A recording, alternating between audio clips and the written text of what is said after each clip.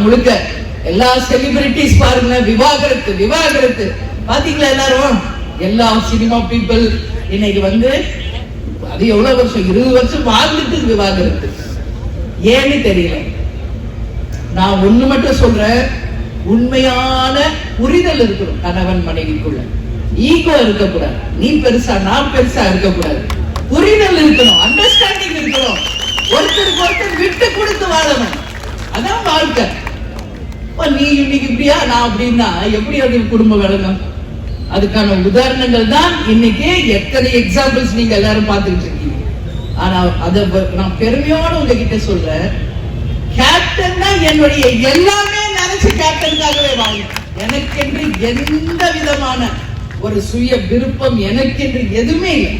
அவர் என்ன விருப்பமோ அதான் என் விருப்பம். அவர் என்ன சொல்றாரு அதான் என்னோட சொல்.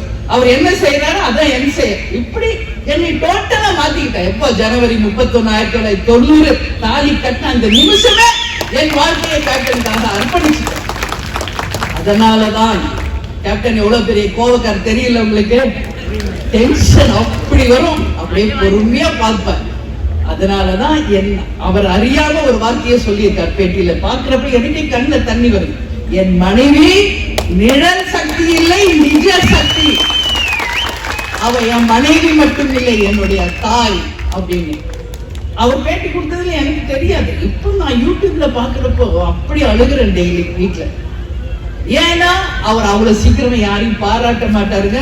கட்சிக்காரங்களுக்கு தெரியும், தப்புனா தட்டி கேட்பாங்க. அப்போ அவர் மனசுல அவ்வளவு ஒரு விஷயம் இறங்கி இருக்கின்றத நான் பார்க்கிறேன். பிளே ஸ்டோர் மற்றும் ஆப் ஸ்டோரில் இருந்து பாலிமர் செயலியை QR கோடு மூலம் பதிவிறக்கம் செய்யுங்கள். செய்திகளை உடனுக்குடன் பெறுங்கள்.